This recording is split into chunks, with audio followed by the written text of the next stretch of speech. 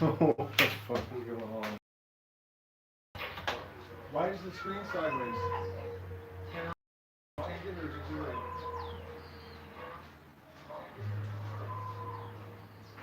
God, I thought nothing fucking stupid is gonna happen today. So, anyway.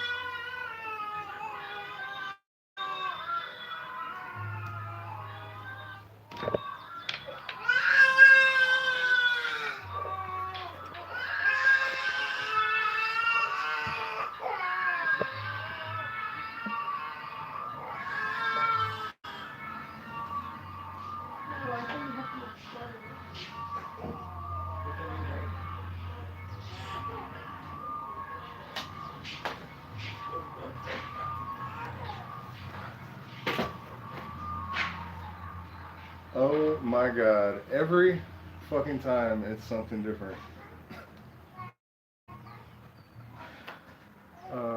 Let's see what I can do. What if I I mean, that's still pretty dumb.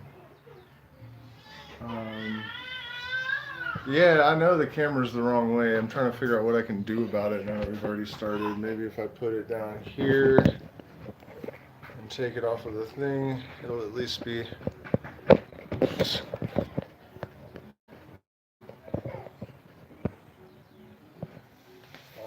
You can't see my face then, though.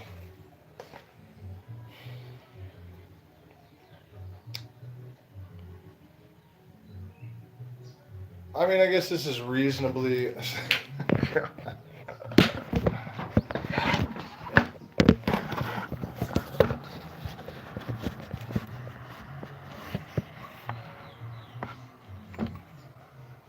Yeah, I mean, we'll have to live with that. Sorry, guys. I had to scramble to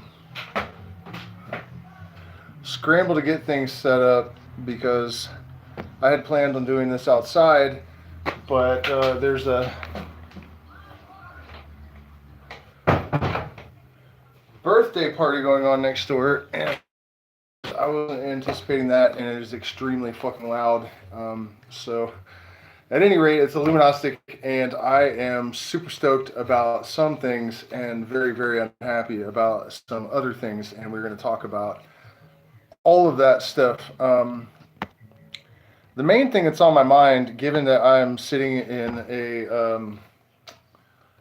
I guess a hostel, I don't know what to call this place, a cabin, in the Amazon rainforest. And you know, since I was a child, and I had a very rough childhood. I watched my babysitter shooting at my one of my neighbors, who was several of my neighbors actually beating her brother with multiple lead pipes. Get the story straight now. So, you know, this kind of thing. I mean, there were bullet holes in the windows when we moved in. People tried to kill me all the time because, you know, my family wasn't really white trash. And so just tons of violence. And, you know, my parents were completely insane. They were teenagers when I was born. I mean, in a lot of ways, it really couldn't have been worse. And I mean, dirt poor, you know, like our water was tested, our well water was tested one time when I was a kid, I remember, and they found like unacceptable levels of fecal matter in it. So like I grew up drinking shit. And so my escape was books about the Amazon rainforest. And I don't remember what they were called, these safari cards or something. I think they might have been called safari cards. And so animals, and through this fluke, also psychoactive plants. When I was still in elementary school, a totally innocuous looking book, and of course, in my opinion, it is an innocuous book, but most people, certainly at the time during the Reagan administration, did not consider books about psychoactive plants appropriate for second or third graders, but I was a very advanced child, so I was able to read it. And so ayahuasca and these plant medicines came to my attention very, very young. And so what I'm getting at is that the Amazon rainforest and the people here, particularly in this part of Ecuador, which is, serendipitous as it gets, because it had been a long time since I had read One River by Wade Davis, or I had lost touch with that as an adult to some extent. And I was under the impression that these tribes that I was reading about in these books were all down in Peru. And it wasn't actually until I was here that I started to realize that the Warani, and that actually the reason that I didn't put the Shuar together is that they are called the Jivaro here in some of the older anthropological materials. So that's how I knew the Shuar as the Jivaro. And so I actually find myself now in the jungle, surrounded by the people that I was reading about in those books. And ayahuasca was this like mythical thing, and now there's several different types of it in my room here. I can go outside and pick some if I want to. Pick it is kind of an understatement. I have to cut it, but you know what I mean. I found the largest yahe leaves. Yahe is often applied to ayahuasca, but the Shuar kind of consider yahe and ayahuasca, and a lot of the other tribes do too. I've heard, I think Warani or Shipibo shaman talk about the okoyahe as another type of ayahuasca. So they'll use the names interchangeably when they're talking about these plants, and they're kind of revered at the same level. But I found the largest okoyahe leaves I've ever seen. I didn't even know they got that big. I thought it was a misidentification for a little while until I got it home and I was able to compare it to some abnormally large leaves that we purchased from a Quechua woman a week or so ago. But the point of all of this is that I am here just in time to watch it get totally destroyed.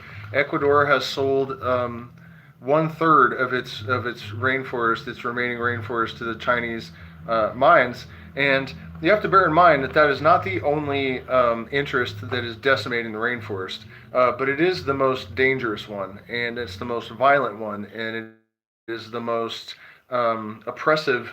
And the Shuar and some of the other tribes say that they rape and kill women and children sometimes, and I know for certain that they will show up with bulldozers and just demand that the tribe leaves and give them very little time to vacate.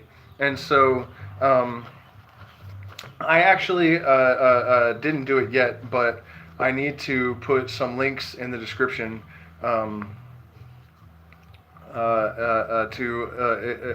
organizations that you can donate that work directly with the indigenous people here, because I don't want to just talk about problems without offering solutions. And I think that short of coming down here with me and standing in front of bulldozers and whatever else it takes, and I mean that sincerely, if I go to live with the Shuar in the villages and they get into another gunfight with the Chinese, I will engage the Chinese. I feel like we're just at that point where we just don't really have a choice. The level of ignorance in regards to the importance of this stuff is just baffling to me. The attitude that people have, a lot of it, in the last live stream, I talked about how the Christian and Catholic influence, this religious thing, has really compelled people to disregard natural resources and animal life and all of this stuff. But I think that there's, even amongst the more deterministic, normal people, that segment of the population, you hear things like, well, it's going to be okay for us, but probably not too good for your son. And the insinuation is that it's okay because I'm not going to be around to witness or to suffer. And I would say to that attitude, or I wouldn't be so sure about that. And here's why. And this is where we're going to start really going down the rabbit hole with the ayahuasca vision. That intro is a lot more long-winded than I had intended. Let me check into the questions though here and see. hold on to the Q&A stuff until we get through this little, because that's why I wanted to section this stuff, because sometimes I'll be I improvise a lot of this content, so I've noticed that I'll lose my train of thought so I'm trying to make two separate segments here. Let me tell you something that ayahuasca told me about how reincarnation works, and there's more to it even than that. It's not just about reincarnation. It's also about how the macrocosm microcosm idea that's found in Jewish mysticism, or a lot of people associate it with Hermeticism, the as above so below phrase is probably the most famous, and I think that what happens with a lot of this stuff is that when people hear like a huge cliche like we are all one, we all resonate with this at a deeper level. There was actually a pope that talked about how they had tricked people into believing in Christianity by putting the truth strategically buried into it with all the bullshit, nonsense, and misdirection, because when people hear the truth that's in there, they know it. It's in us all, and so when we encounter it, something in us responds. People call that resonating with something, and so if you are an adept of the mystery schools that knows how to condense this stuff into a symbol and then inject it into a bunch of mind control, you have the last 2,000 years of mind fuckery thanks to the Catholic Church and their associated lunatics and psychopaths and mindless followers or whatever. So what I'm saying about that is I think that people, and it's good that it attracts people, like as above, so below. People hear that and they may not really know what it means even, but they just know that it's something significant. And I see that a lot where it's like people will respond to these things and they don't really realize like what it's really saying. And I think it's a really, really good practice to condition the mind to look for manifestations of these, but not to the extent that you're projecting them, which is a mistake that people make with synchronicity a lot and all of these sort of early awakening kind of stage, I don't want to call them symptoms, but you guys know what I mean, the stuff that starts happening to people consistently at the early levels.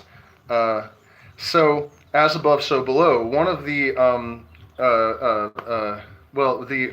not one of, but the what that means really is that, or part of what that means is that everything is a reflection, basically, of one thing doing one thing, and how obvious that is can depend on your perspective relative to the thing that you're observing. So from very, very close to a system, like that old phrase that you can't see the forest for the trees, I'm too deep in it to evaluate it kind of thing.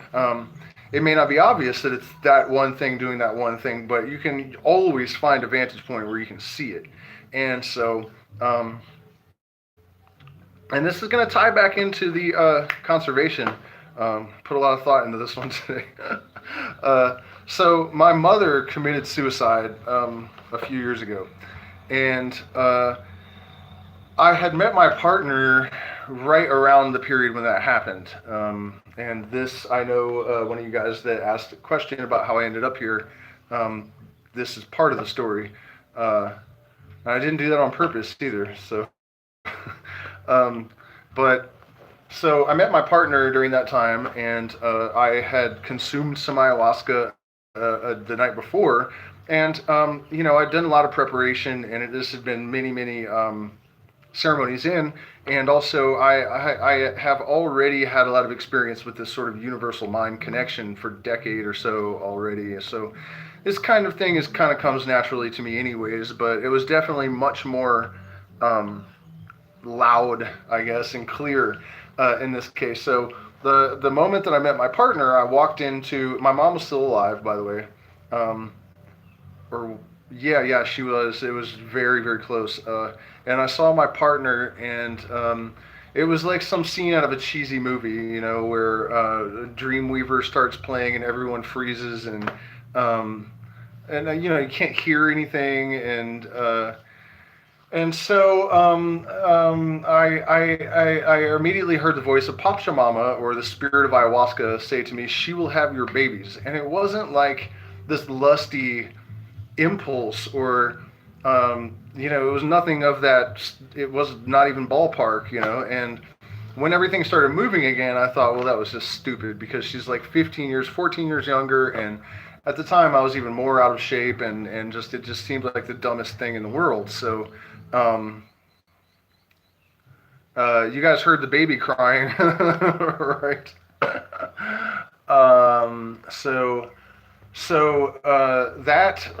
That sort of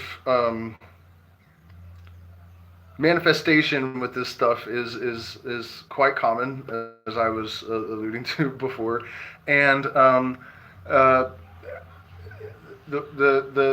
we're gonna have to fast forward a whole bunch. So my mom's untimely death, and then we went back to the States for a while, and then we ended up back here, and so one night after my mom's death, we go to the jungle, and it's the first time I'm going to drink ayahuasca since my mother's suicide, and our last exchange was not good, to put it mildly.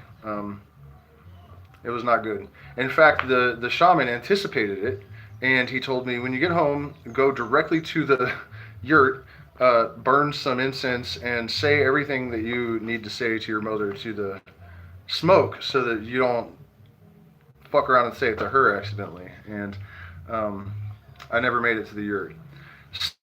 So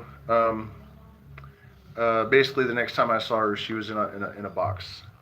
And so when you're a person like me that has a tremendous amount of baggage and damage anyways, drinking ayahuasca, except that, I've been a Mason, I've meditated and taken LSD and mushrooms and all of these other things, and this was like, it was long enough into my ayahuasca experiences that are deep enough into them that the shaman had said to me at one point, you're taking care of people that have drank 50 times, and you're drinking twice as much as me, and you function even better. You're becoming a shaman, so I had a lot of experience, but still, after something that traumatic, and it was horrific, because I was thinking, like, I've come down here, drank this medicine, vomited all these traumas out. I was feeling like Superman again. I'd been sick for a decade. My symptoms were all gone. Like, and then when that happened, it was just like, I think I'm coming to terms with how damaging it was, But anyways, so that happened, and then we go out to the jungle to drink ayahuasca for, I think, 3 days. The Shuar walk all day, and no food, barely any water, and then you sleep for like 4 hours maybe, and then you get up and do it again, drink more ayahuasca. And we drank some ayahuasca before we went for the walk, even so we could hear, the jungle. And it's not like, if you guys haven't been to the Amazon, it's not like you're walking down a trail and it's all nice and firm, and it's a rainforest. It's, I got stuck in quicksand, like literally. I almost, like, the guys went ahead and I was alone, and I didn't believe it until it was like up to my waist, and I realized I was having trouble getting out. The quicksand is real, and it probably won't kill you, but it is dangerous, legitimately dangerous. And there's actually another video on my channel somewhere where I'm harvesting ayahuasca, and I look down and realize I'm sinking into quicksand, and I had a hard time getting out of that. The only reason I think I was able to is because I loosened it, and the whole side of the hill came apart and just dripped down, with me dragging the ayahuasca with me. So we drink ayahuasca the first night, and I'm thinking, I'm in for it, man. This terrible exchange between my mom and I, and then now she's dead, and I'm gonna have to process all that, and it was super easy. And I thought, well, gee, I'm off the hook, and I'd never had one of those terrifying ayahuasca experiences that people sometimes talk about, and they're exceedingly rare, by the way, for those of you that don't know. I mean, I've seen people, like, especially if you have a good shaman around, usually a facilitator, we can just a little bit of flour, water, and the right vibration, and you're just snapping right out of it and vomiting all over the place, and everything's good. And I've never seen it get worse than that, honestly. San Pedro, I have, but anyways, so the second night, we go and we walk all day through the jungle and out to these beautiful waterfalls, and the shaman gives everyone but me a mapacho cigar at the waterfall, and it pissed me off to no end. I was like, man, I really want one of those right now. I've been chewing coca, and I don't smoke anymore, but when I chew coca, I want to smoke, and I've been chewing to make it to the waterfall, and he didn't give me one, and that turns out to be significant later. But so we go back, and I drink, and this time the dealing with this thing that happened is going to happen. And so I'm laying on the deck, and suddenly there are these 12 spirit beings around me, and they move like they have this really slow, like super confident. I mean, I guess they've been doing it since the beginning of time, so they know what they're doing. This weird dance that they're always doing.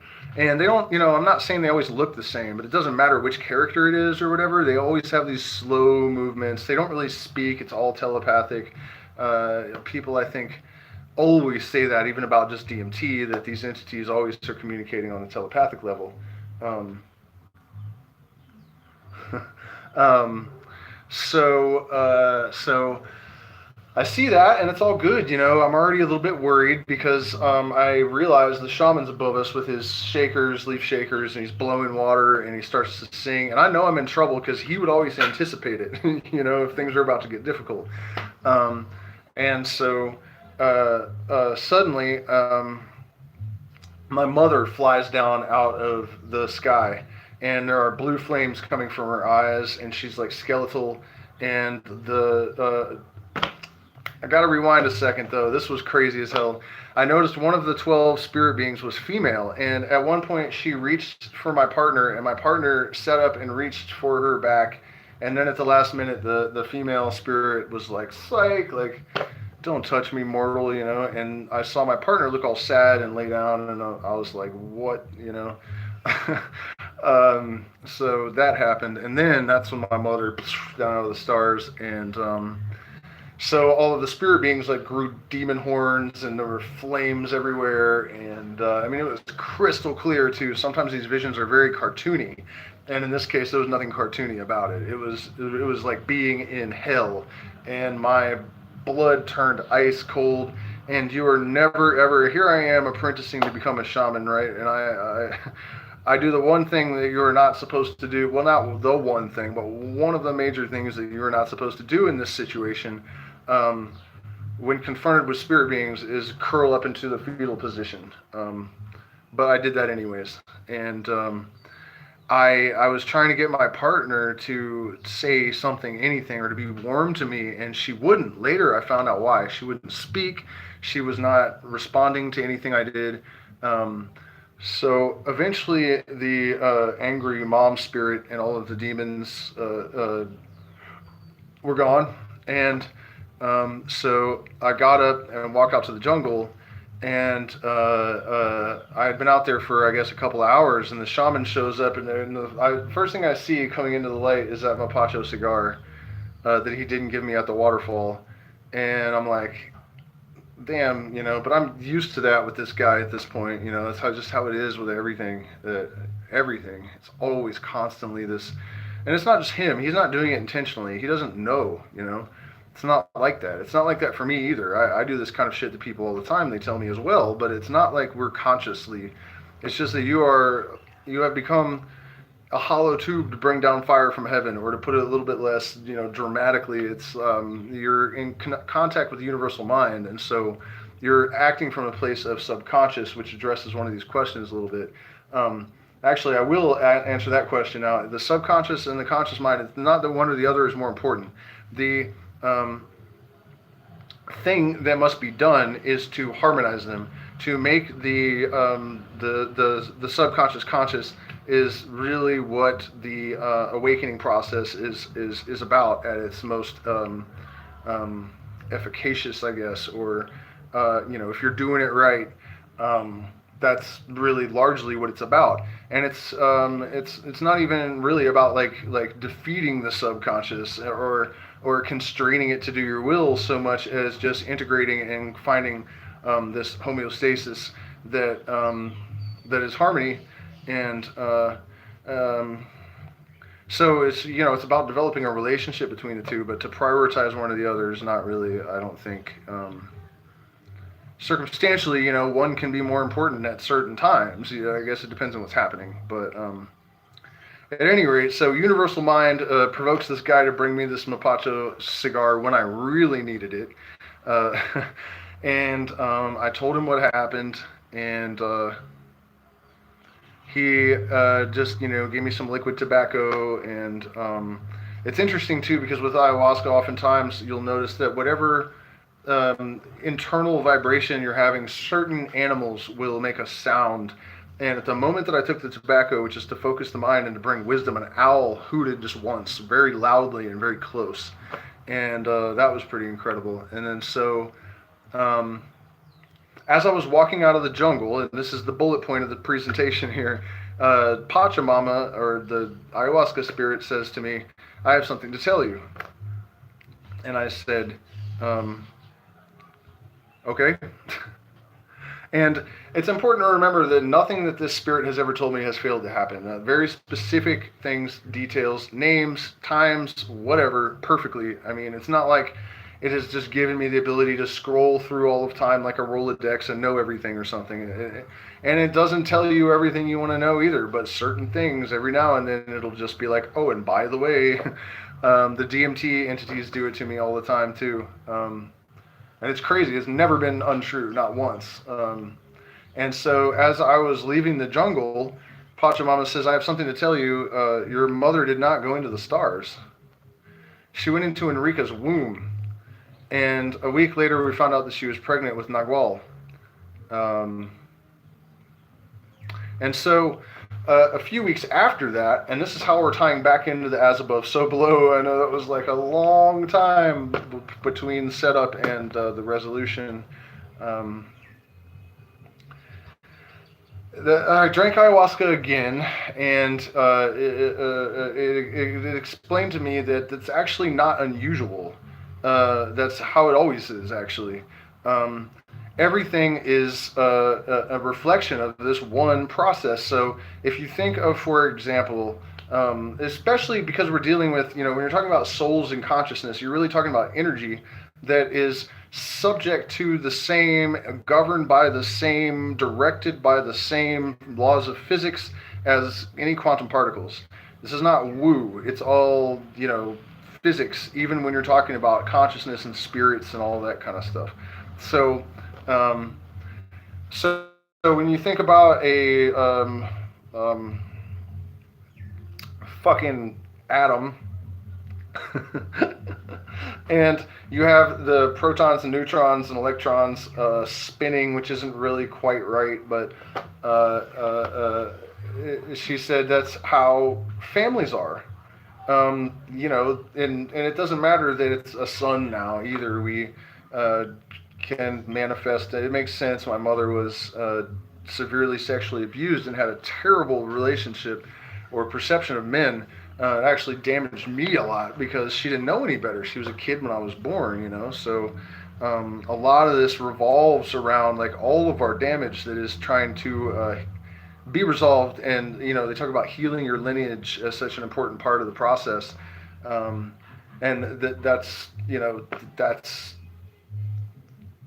that's what's happening there, I would think, if this is true.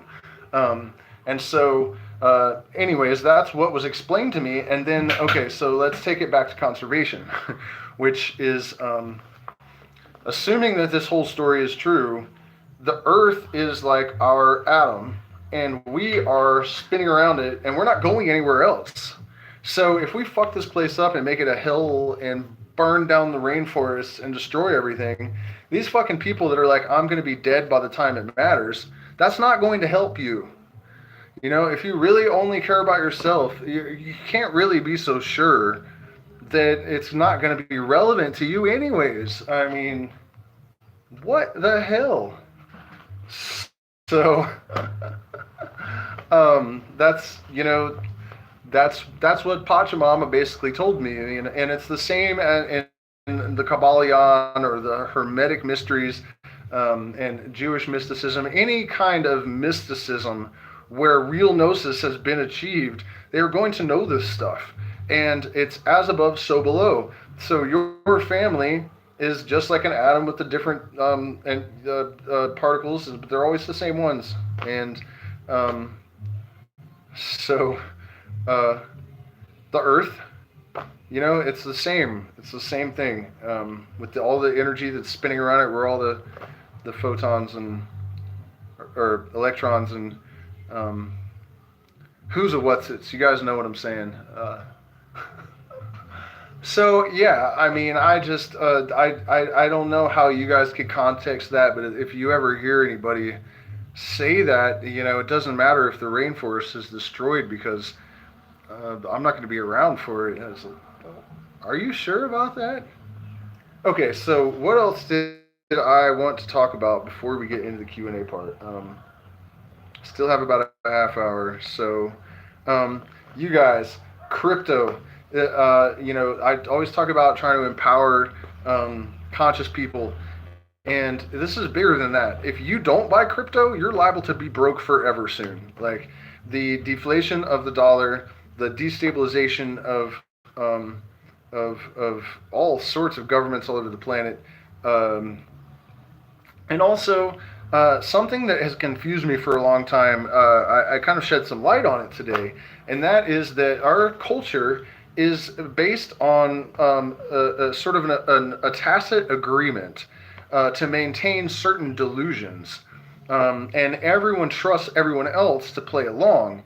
And when you don't play along, people are afraid because you have the power to devalue their money, for example, because the value of their money, it's not any longer backed by gold. It's not, the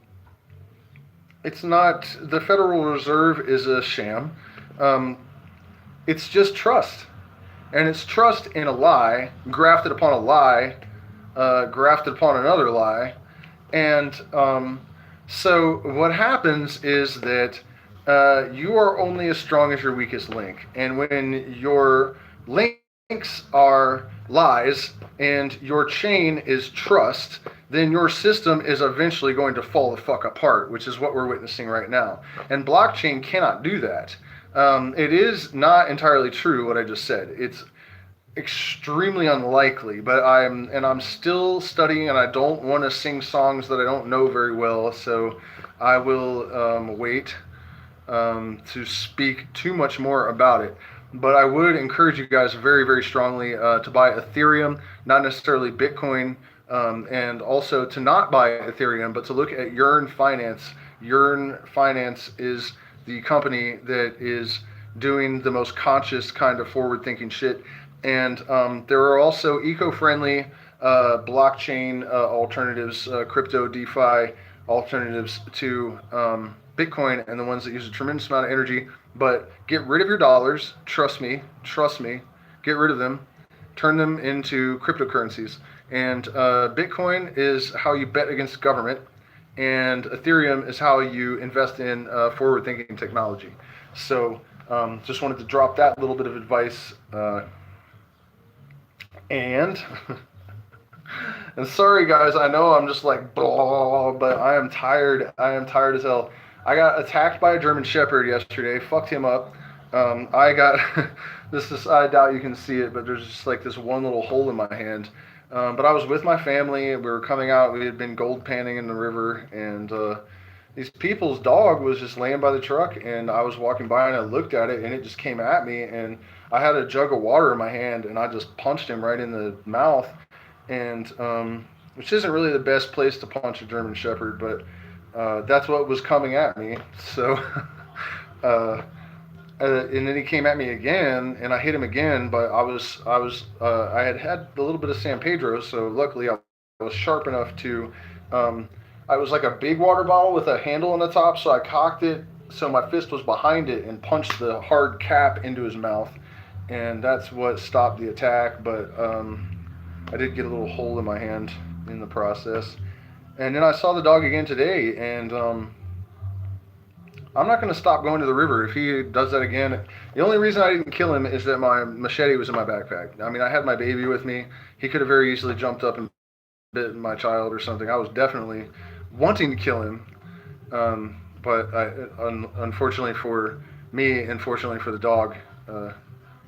Anyways, it's just been tiring. And today we went back because I found a clay vein that is definitely mineral bearing, and so it's rusting. And it might seem ironic that I'm out there panning for gold while complaining about the Chinese miners, but there's a big difference.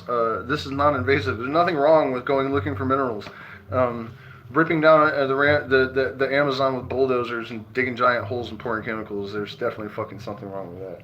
Okay, so let's look at some of these questions. Some that I already saw, I kind of addressed this a little bit. Someone asked if actually I'm going to bring that list up real quick.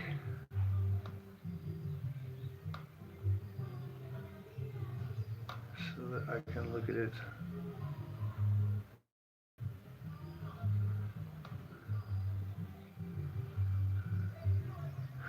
Okay, the trip to Ecuador.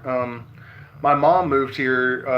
I hadn't seen her for like 8 years or something. We weren't speaking even for a long time. And so I had just completed my season in Northern California.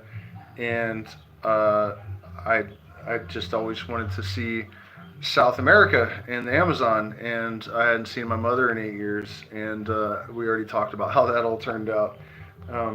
And so, I mean, it's just really complicated. I had a Shopify business that, when we left, when we landed, actually, it had just entered the top 25% of traffic, and so they pulled our license, and we found ourselves in South America with no income.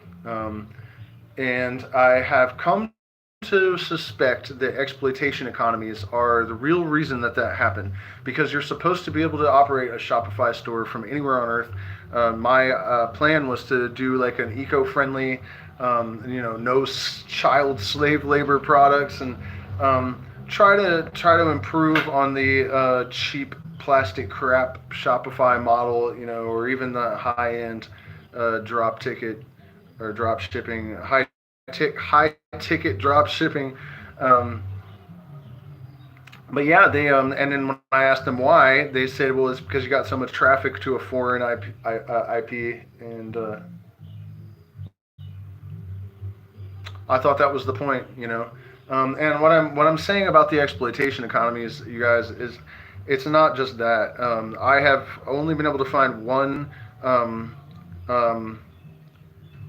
online stockbroker that I can use from Ecuador. So many opportunities are just not available, specifically to countries where they are maintaining exploitation economies. Also, day trading, and some of their excuses are that they think that it's a high drug trafficking. There's going to be a lot of drug money attempting to be laundered, and so all of these areas are just written off as undesirable criminals, and so we don't want their money in our mixed up in our stuff.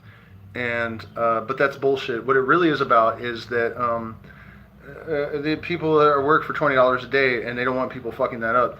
I have almost punched people in the mouth because they will tell me I will go leave a 20% tip, and they'll be like, oh no, don't do that, you're going to ruin it for everybody.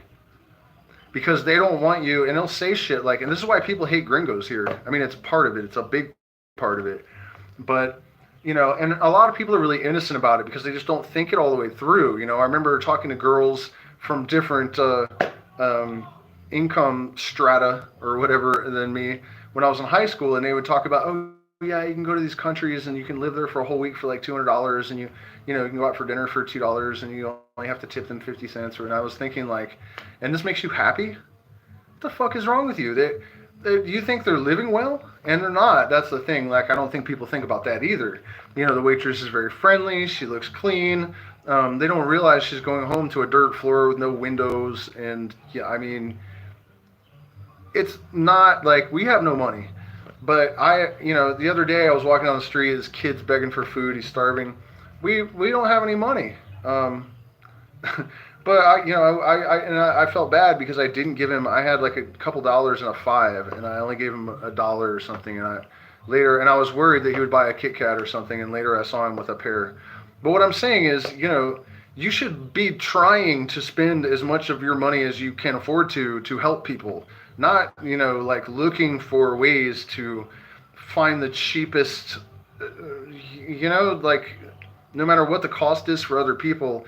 This mentality and the fact that it is, people will do whatever they think is good. So if society says it's okay to have this mentality, then people think it's okay, and so they don't even feel bad about it.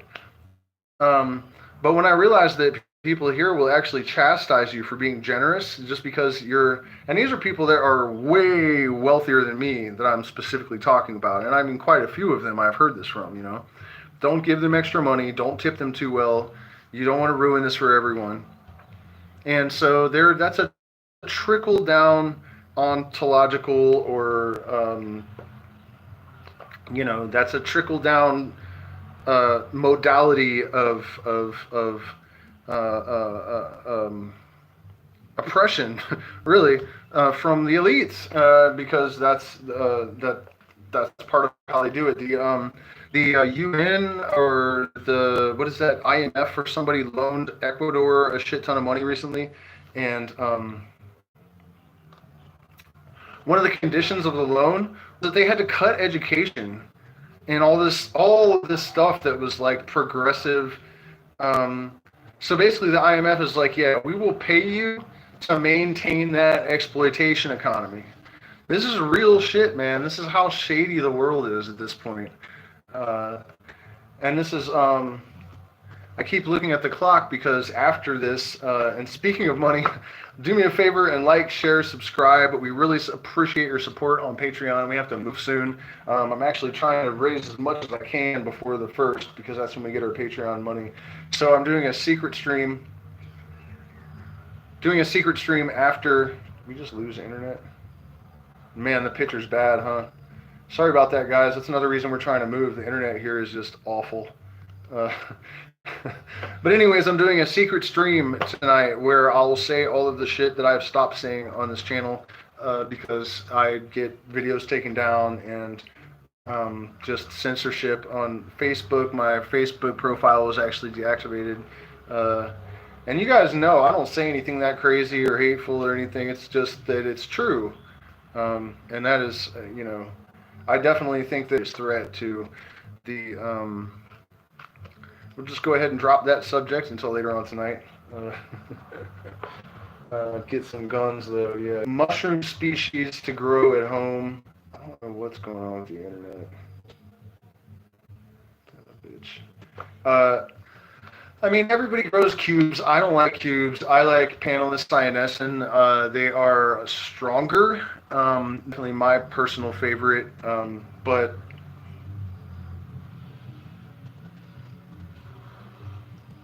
they're also much more difficult to grow. Not much more difficult, but somewhat more difficult. So one of those two is generally what people go with. Is life a test that can be failed or a journey to be enjoyed? It is both, because if you fail the test, you will not enjoy your life. That is... Why should you not curl into the fetal position? This is why the religions have taught you to get down on your knees and pray, or to prostrate yourself on the ground before God. You are equal to the Most High God. The shit that you leave in the toilet bowl is the Most High God.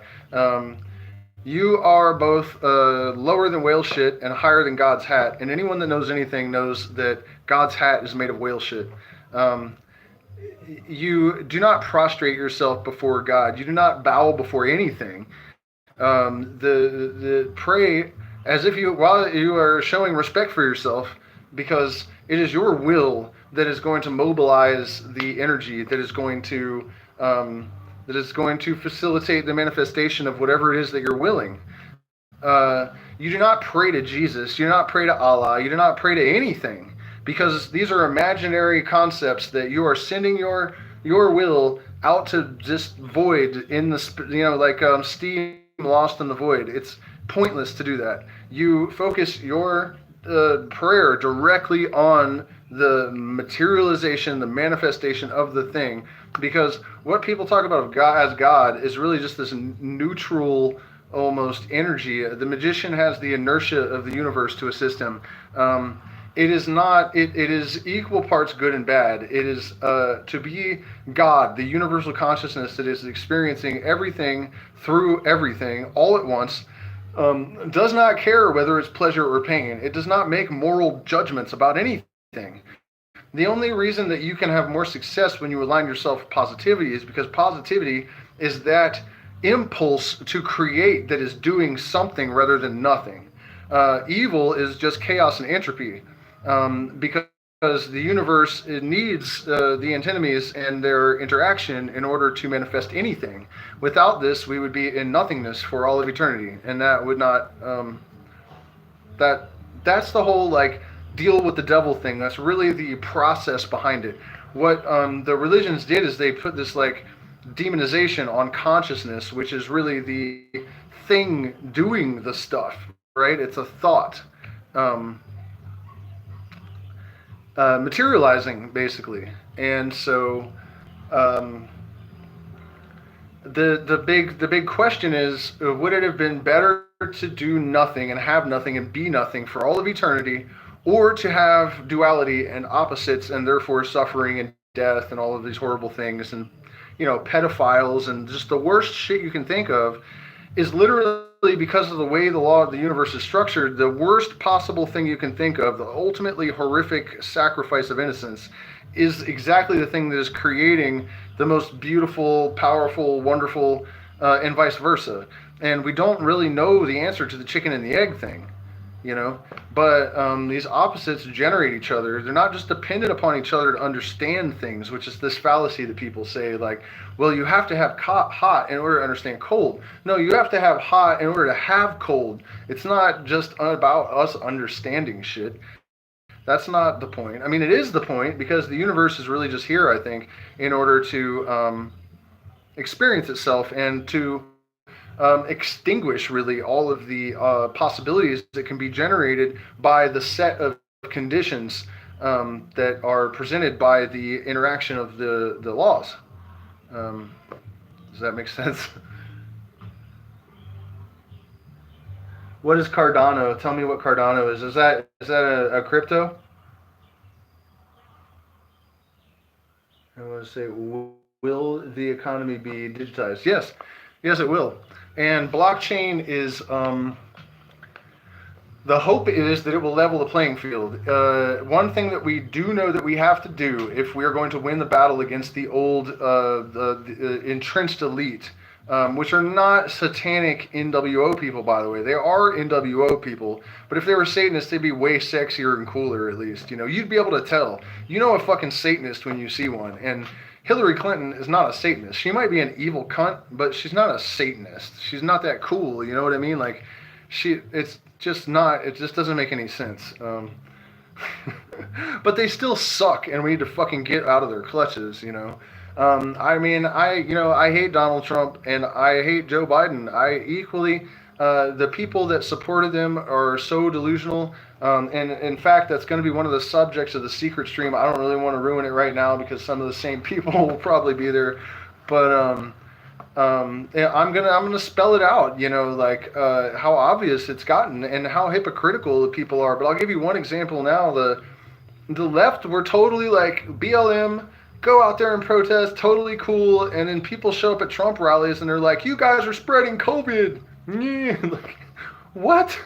You can't do that. You can't say it's okay for you people to get in big groups and I support BLM not burning down cities but protesting.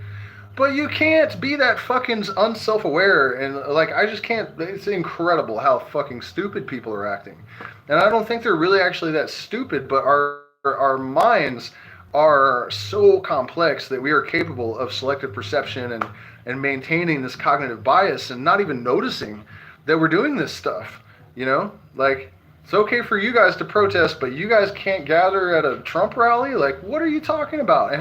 And now that Biden is in office, he's actually adopted a bunch of the stuff that the left was saying, that Trump was an idiot and he was horrible and evil. And now Biden is just like, he's just a suck doing it all. He just blew up Syria yesterday. Trump at least didn't get us into wars. I mean, you guys, it's gotten so obvious and so awful that, and Kamala Harris is like this scariest person to ever get within 1,000 feet of the White House. I mean, 10,000 miles probably. So yeah, and that's okay, decentralizing the currency. Again, I don't want to get too deeply into this because I don't understand it well enough, and that's one of the scary things about it, is that no one really seems to understand it. If you talk to crypto experts, they'll admit that they don't really totally understand exactly what's going on. But the reality is that, just like Terence McKenna predicted, and anyone that knows a little bit of Hermeticism, full circle, man, it always comes back around. History is it's not just that it repeats because of psychological tendencies, or that's part of it, right? But it's also because it's energy that is following it like a pattern that is informed by number, which creates geometry when you put it in space and time, right? And so these cyclical manifestations, like blockchain, because there is the earliest form of money worked in pretty much the exact same way that crypto does. It was just that it was in people's minds, which is not quite as, but it was in everyone's minds. Everyone had held the records of these stones. So that's crazy too, that's what's going on. And also, one of the ways I can explain to you why we can be so confident that crypto is going to be the future, absolutely without question, is that the reason that people like Freemasons, for example, are so powerful is because they have modeled their systems on natural systems, natural law. It's the difference between a Mason or a Hermetic magician and like a Taoist. Is the Taoist observes and he goes, oh, and the Mason's like, okay, I'm going to build a fucking pyramid, and then I'm going to build a society on the same structure as the pyramid, because the pyramid's the most stable fucking shape, and so that's what it is. And so that is what crypto is. And so in the old system, we have this agreement to share delusions. That's not how the fiat currencies began, but that's where they're at now, for sure, without question. A lie grafted upon a lie, grafted upon a lie. And like I said, you're only as strong as your weakest link. And if your chain is trust and your links are lies, then your chain is shit. So that's not how blockchain is. Blockchain is so secure that I think that the every transaction is encoded with 64 zeros after it or something. Like, I mean, it's not impossible to hack. In fact, if a person did, they say they could destabilize entire blockchain ecosystems. So it's not perfect, but as far as taking the power over the currency away from the centralized governments and putting it in the hands of the people and making it available to everyone, although once again, I've been trying to buy crypto here from Ecuador and you can't do it.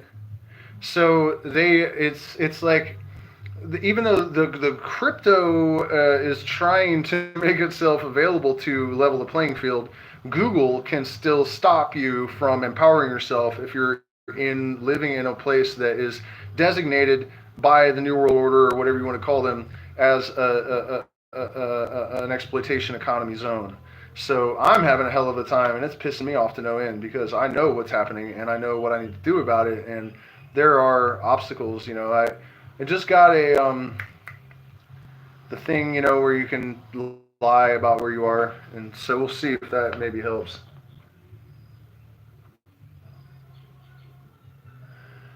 I mean, like I said, I wasn't trying to put down the BLM thing. I'm just pointing out that the same people that are complaining about Trump rallies were out protesting in these things, and you cannot be that hypocritical and dumb. Like, you may not see it, but the other side does. And what I see is people being provoked to fulfill each other's greatest fears in order to foment the fires of hatred and division, because that is how they rule. If you are divided, then you will not stand. And so For example, when they, because they've done it to both sides too at this point, they will provoke one side to protest, and the other side goes, "Oh, you guys are going to spread COVID everywhere," and then they provoke the other side to gather, and then the other side is like, "Oh, you guys are idiots, you're going to spread." You know what I mean? They're both doing the same fucking thing and hating each other more and more and more and more. It really is like when you're on the outside of a relationship and you're watching like a narcissistic personality disorder person like manipulate their boyfriend. That's what it's like watching the United States government play both sides. And people are just like so naive, and it's just it's pathetic. I mean, I hate to, like, people get mad at me for talking down to people and calling them stupid and stuff, but it's kind of like it's so blatant and obvious at this point, and it's kind of like trying not to acknowledge that the sky is blue or something, you know.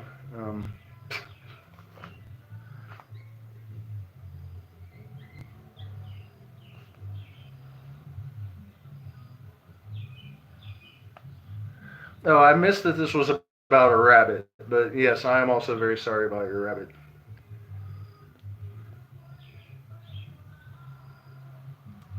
Okay, so this is something that I have a lot of very strong feelings about with the DMT entities and entities in general.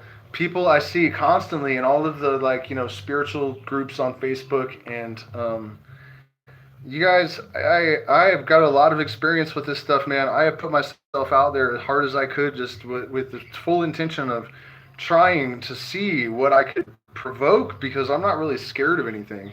And I have never encountered a DMT entity that was negative or told me to do anything bad or to hurt myself or hurt anyone else. And I could understand if they scared the shit out of me, why they were doing it. It was always with a purpose. I think that the idea that spirits are bad, that there are bad spirits, might be totally fucking stupid, because um, on the spirit plane, there are no limbs to break. There's no money to steal. There's no jealousy. There's nothing like it.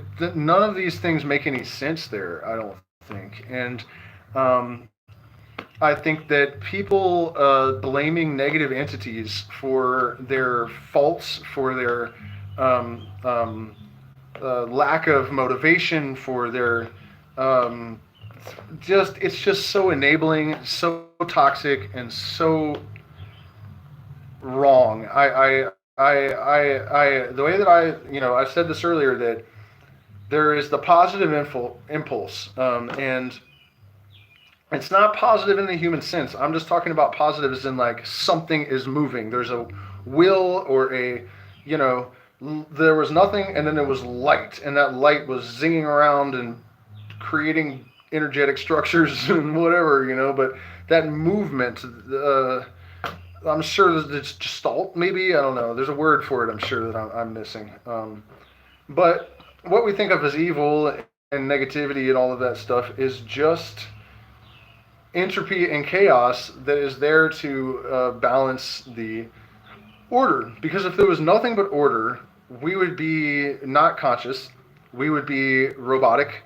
You know what I mean? There would be nothing good about existence. In fact, I don't think you could have movement even if there was no chaos or entropy. And so I don't think that there's any concern about negative entities, man. If you are experiencing a demon, it is because you have created it. You have some unresolved thing in yourself. The other thing about this is that you are the universal mind. You are a unit of consciousness in the universal mind. And there's nothing here that is not you. There is no God where I am. You know, there is only light and darkness. That's it. You know, that's it. There's nothing else in the universe. There's only you. I am you. You are you. The floor is you. It's all your internal being manifest externally, and vice versa.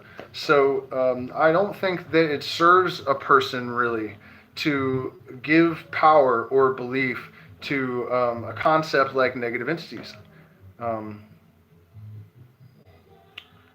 and I've never experienced it. I've never, in all of my ayahuasca journeys and all of my DMT trips and all of my practices of hermetic magic and being a mason and all of this stuff, I never, ever, ever encountered anything that was doing anything other than teaching me something. And I think that people might encounter something and be scared of it, and then you project all this horror and fear, and then you're also able to give away all of your faults to this thing that has this power.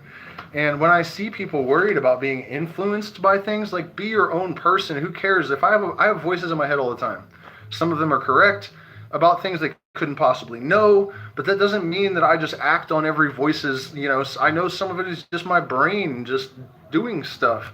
You just have to, right from wrong. Like, the believing in these things and giving away your power, also, like, who is this easy to influence? I mean, maybe I'm just, an anomaly or something, but I don't believe that. I think that it's like an excuse to be weak and, believe that something has some influence over you that isn't even fucking real. It's only as real as your mind, because there's nothing any realer than your mind.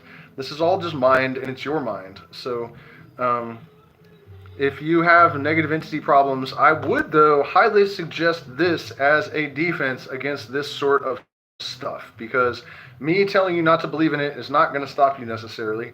I think that even if there is no such thing as magic or consciousness, even, like as a causal force, the lesser banishing ritual of the Pentagram is an extraordinarily powerful way to organize your internal being and to sort of compose your universe, your microcosm, from the constituent parts of the macrocosm that you want to be in your cauldron.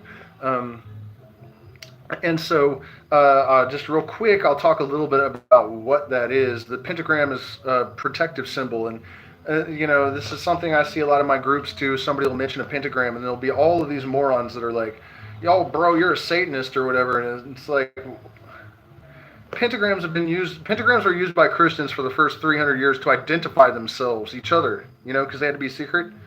So, and yeah, I agree that Jesus was more like Satan than what Christians think Jesus is, but you know what I mean? That's not the point. The point is that pentagrams are not evil. There's nothing, it's just symbol. It's like, even if Satanists use pentagrams sometimes, are forks also evil because Satanists sometimes use them?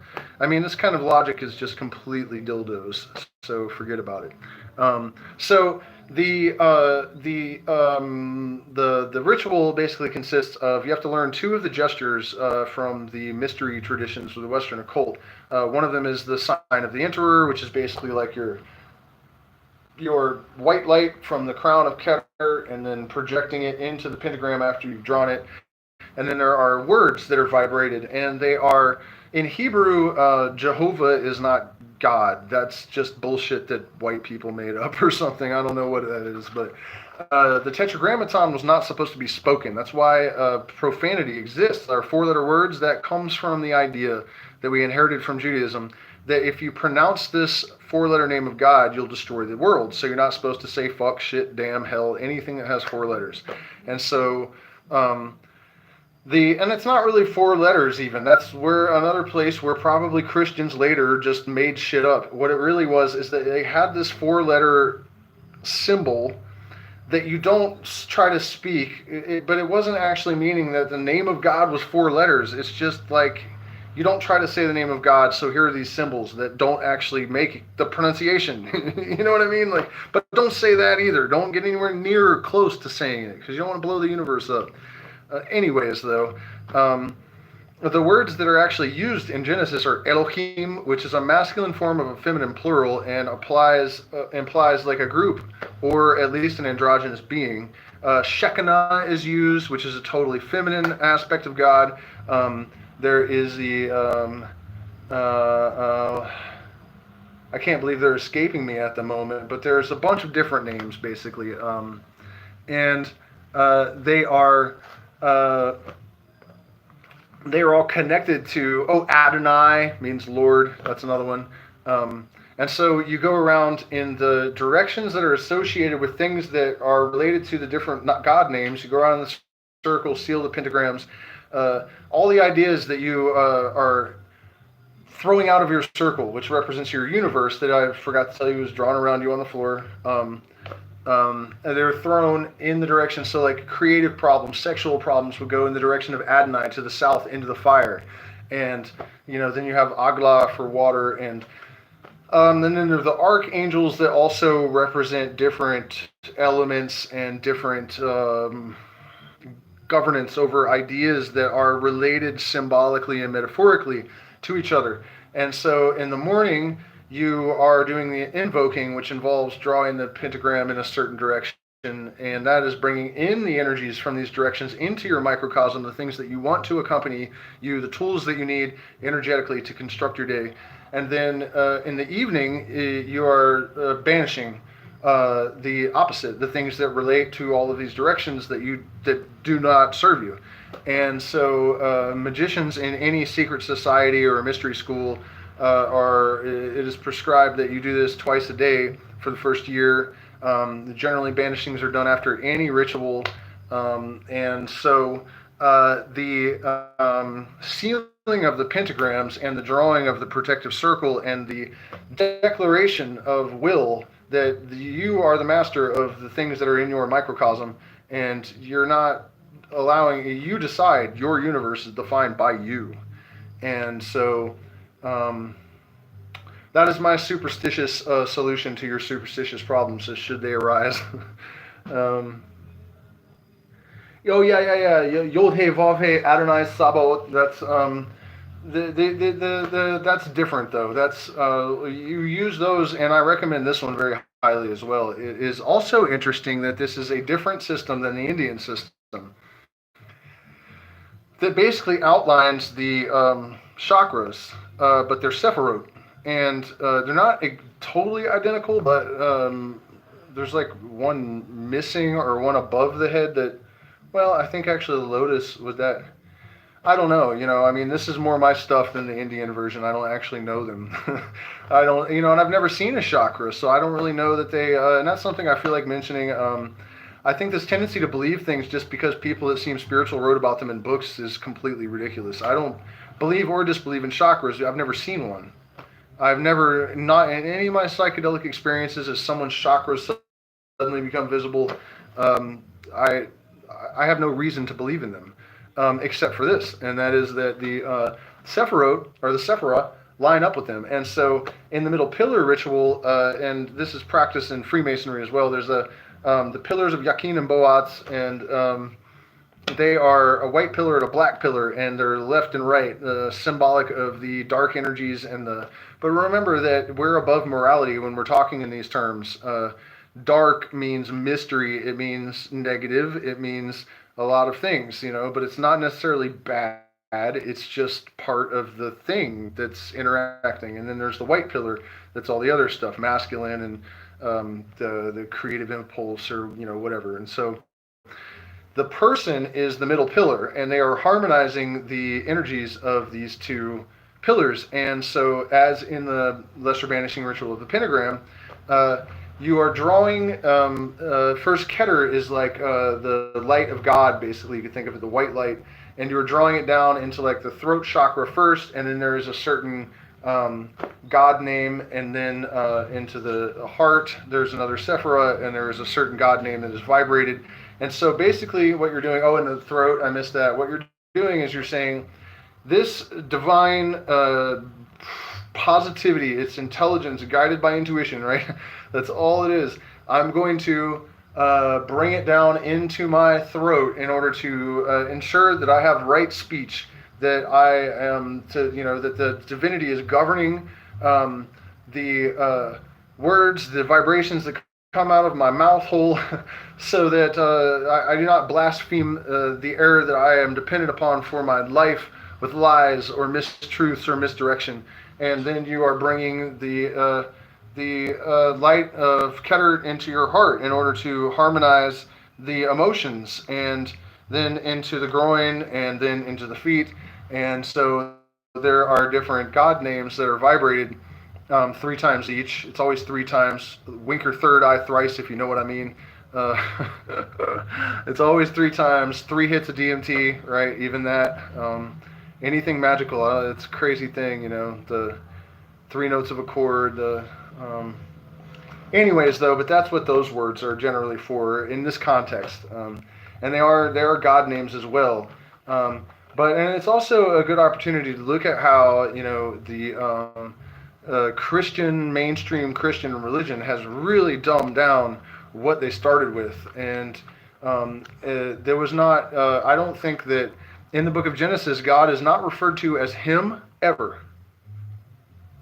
And if you read it in English, and the point of this, like Yod He Vod He Adonai Zabaoth, it's that there are so many attributes and characteristics of deity, the eternal universal mind, that you need all of these different ways of speaking about this deity in order to represent the subtleties and those specific aspects and attributes in a way that is sensible, because it's just too big of a thing to just give it a name and speak it. So it's also ridiculous that these people come along later, the Christians, and they say that this religion that has all of these different names for God, now you're supposed to call it Jesus Christ, or you're going to hell, which the people that created the first part of the religion don't even believe in. It's just the looniest fucking.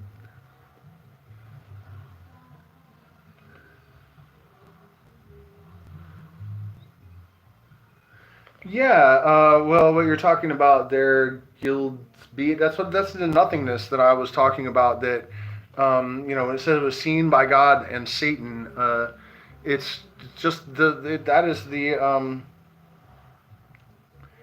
ultimate separation of all. There was nothing there, just absolute nothingness.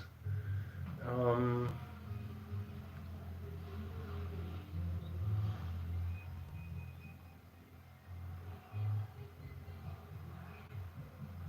let's see.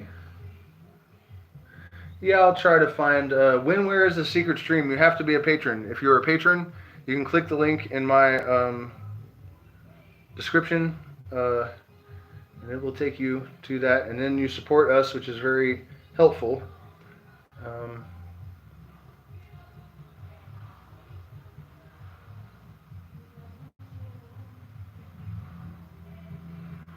okay, so there were some more questions here. Let's see. Okay, there's a good one. Dr. Stephen Greer, who I think has completely lost his fucking mind. He used to be a credible person, I think, but I'm hearing from people that have gone to his meetings and stuff that now he basically thinks he's God. And I think anytime anyone makes a statement like the one you mentioned, that 1%, exactly 1% of mankind, and then this thing will happen. They've developed a sort of like prophet complex or something, and I also think that he's kind of like stating the obvious and sort of projecting this self-importance onto himself by just like making an observation and acting like it's like wisdom. Probably 1%. It's like, okay, you know how I'm always saying it's really one thing doing one thing and everything is reflections of it. A lot of people also, I think, erroneously believe that the system that we have, like in the United States, for example, where we have 99% at the bottom and then 1% at the top, is evil. But it's actually, and it's unnatural, but that's not true. It's actually just what happens if you. It's okay. So the pyramid is the most stable. Geometrical solid, right, shape. So if you're trying to build an empire that won't topple, that's just the structure to give it. You know what I mean? The problem is that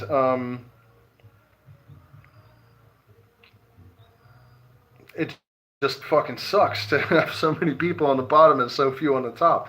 But it is, that's what nature and geometry and the laws that govern the universe kind of dictate. That's the way that that's how you make something that's built to last. And so I think that it's the same with everything else. It's not just wealth.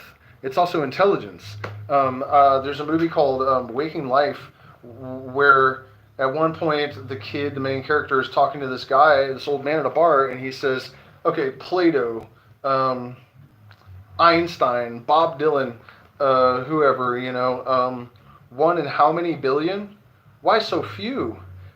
Human history has been this endless addition of zeros, and no greater values have been achieved.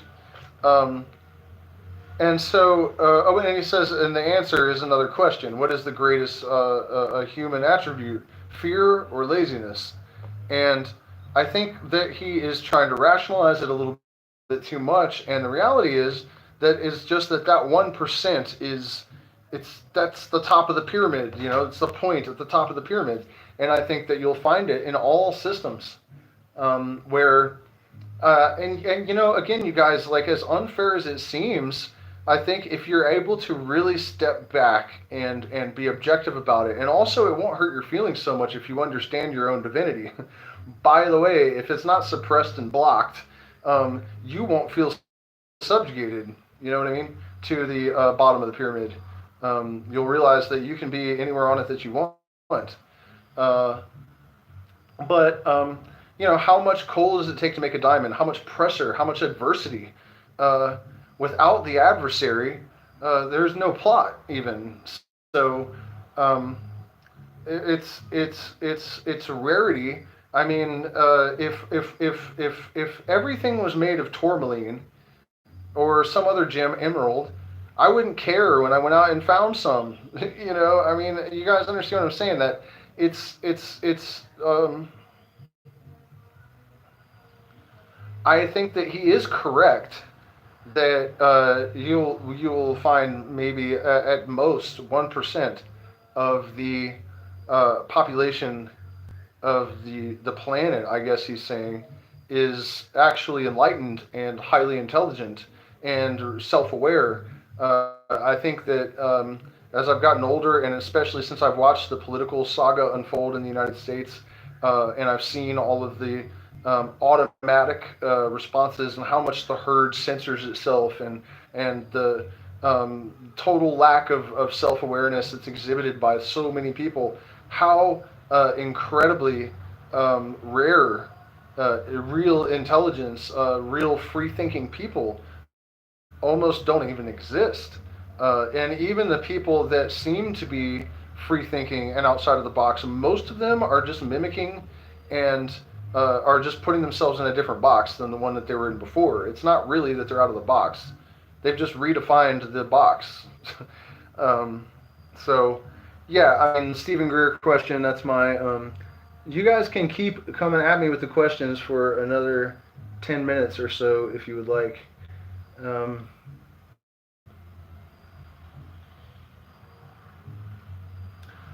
Yeah. Talk about the dark night of the soul. Okay. Yeah, that was rough for me, man, and it's rough for everyone. That's why it's called the dark night of the soul. And if you are if you are in the process, however you want to term it, if you are genuinely awakening, if you're experiencing illumination, you will see all of these comparisons of psychosis and spiritual awakening. On YouTube, I've seen it a million times. Videos made about that. It's in the psychological literature, the mystical literature, the shamanic literature. In fact, you guys, while we're on the subject, a lot of people get mad at me because I'm always slaughtering sacred cows, and I don't care. If it's not true, I'm going to tell you. And this 3-year apprenticeship with shamanism is complete bullshit. It is a way to get people to pay a shaman for 3 years to learn to be a shaman, and you cannot really learn it that way. It's almost without fail, real shamans become shamans because they have broken down completely the personality, the ego, everything, including the sanity, and they have had to recreate, rebuild, heal, restructure their being on their own, not with the guidance of a person. Because if you have that, how are you going to be that for other people? That's another thing people don't understand about teachers. Teachers can't be taught. I've never had a teacher of any kind about anything. I mean, it's just not. The universe teaches you. The plants teach you. The subconscious teaches you. Your damage teaches you. Your trauma teaches you. Your ancestors teach you. But there's no person telling you anything. I mean, and I'm not saying that that's absolute, but in the case of the shaman, It's extremely important even that there's no one to teach you. And one of the reasons that shamanism has become more my path than any of the others is that it is not dogma based. It is not. You don't just you didn't my teacher, someone that I worked with, I guess that had more experience than me at the time, would tell me don't watch the hands of your master, which was partly his ego because I really wasn't. He just assumed that I would imitate. Um, but they tell you, like, good shamans will tell you, like, if you're trying to learn, you don't do what they do. You don't sing their songs. There are certain techniques and there are certain things that you need to understand, but the spirits will tell you, the plant will tell you. You don't need to learn it from a person.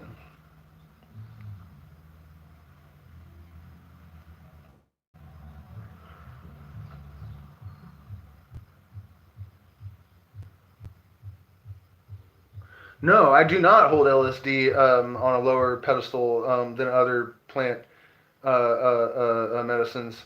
In fact, well, it depends on what you mean. I don't make that kind of. I mean, I make that kind of value judgment about like music and stuff, but um, LSD is a different tool. For me, I prefer LSD to any of the other psychedelics because of the convenience of it. I'm a musician. When I perform, when you take LSD, actually, they've done studies on this, and it actually promotes neurogenesis and neuroplasticity much more than DMT, ayahuasca, psilocybin, any of them. It beats all of them. So if you're talking about just in a purely reductionist, deterministic, material level of brain building and being able to reformat and re-imprint your own being to write your own story and rewrite bad programs and stuff, um,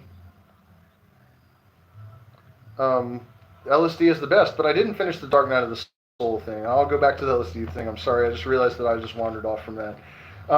But every single person that goes on this journey will, if there is not a period where it's not exactly like losing your mind. There should still be a,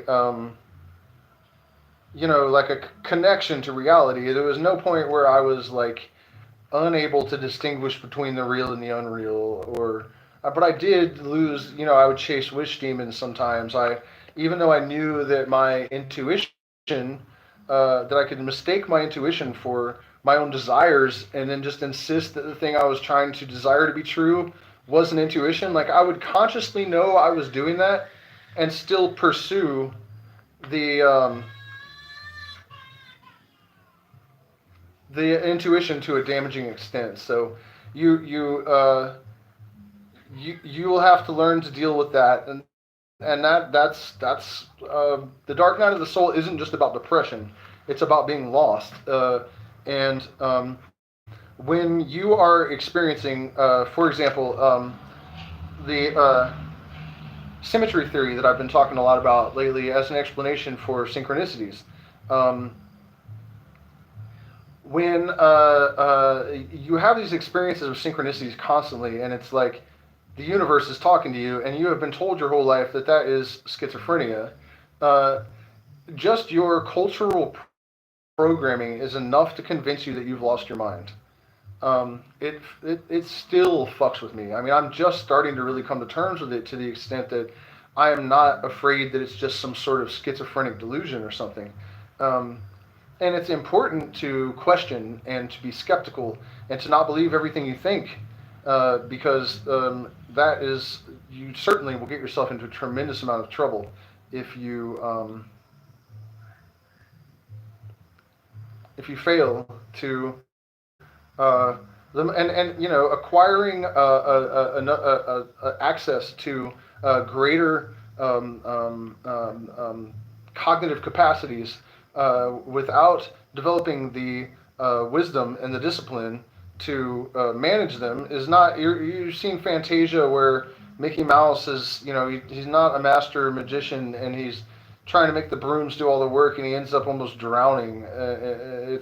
It's like that, the most complete set of talents and virtues is totally useless in the absence of willpower and discipline. So you have to meditate. Somebody's asking me how much I meditate, and I not as much as I should anymore, but pranayama, for example, if you're going to have a meditation regimen, Pranayama, I think, is the best and most powerful. It's almost like the way that a lot of people consider LSD or psychedelics to be like a cheat. Pranayama is almost that for meditating, because on a mechanistic level, what's happening is that you are inundating the brain with oxygen, which is the fuel that it needs to do its work. And so then you are expelling it totally, and what is the word? Depriving the brain, which leads to altered states. And so you are exchanging this inundation, deprivation,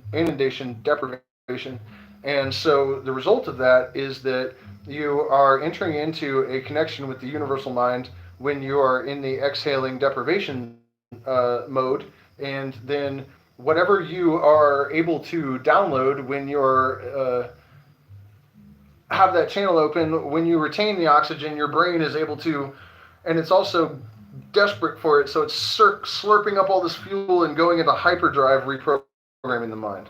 So pranayama is for mind and body alike. There is no purgative like pranayama. So the dark night of the soul, yeah, it's going to manifest differently for everyone. I mean, I definitely met the devil and danced with him in the pale moonlight. And of course I don't mean that literally, although I'm not really entirely sure. I'm never sure of anything. Don't be. You guys, you're not looking for that, you know. If you really want to continue to grow and to have a genuine spiritual dimension in your life, don't think that you're trying to come to knowledge. You're not.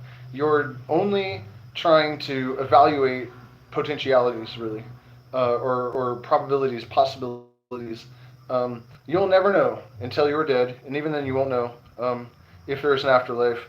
You might know then, but while you're alive, you won't know. Even if you meet a medium that is able to tell you things that only a dead relative would know, chances are pretty much 100% that you know them. And so you don't know that she didn't just establish a low-grade telepathic link with you, and she just plucked the stuff up out of your brainwaves. There's no way that you're ever going to know. I have remembered stuff accurately from a previous life that I am absolutely 100% positive of, but I can't rule out the possibility that I'm related to this person, and genetic memory has been proven that we can remember things from our ancestors. So that's one of the most valuable pieces of advice I think I can give, is that you are not trying to know. You're not gonna know. You do not know. When people in the thing here say, I believe in negative entities, I have to tell you, you have failed. I don't not believe in them. I don't believe in them either. But you have not seen proof. You will not see proof. Nothing that you have experienced transcends the possibility, at least, of being a manifestation of mind and not actually an autonomous entity. Even if it has appeared to you externally, you cannot be 100% sure of your subjective experience. So I'm not saying you're wrong, but I am saying that you should not believe, because you don't know, and you're not gonna know. And if you think you know, you have failed. You're wrong. You're wrong. If you think you know, you're wrong. End of story. That there is no argument about.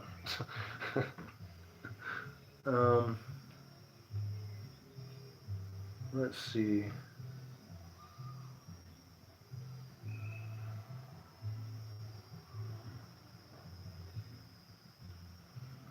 Yeah, Charles, you can do a one-time thing. You can also just you can do once. You can do it once. Yeah, I'm sure. And I definitely appreciate it, because we have got to move, man. I'm so upset about this place because it said, Amazon Rest Home. The pictures made it look like it was like off in the jungle by itself. The highway's right there. The neighbors party 24/7. Like, the whole reason we left the place where we were at is because I wanted control over my environment for stuff like this, so I could be outside right now and not like in this room, So yeah, we're trying to raise as much as we can to try to. I'm realizing, we've been trying to do this traveling on a budget, but I can't continue to do that and provide like solid live streams and stuff, because, you have to pay a little bit more if you want seclusion and solid internet.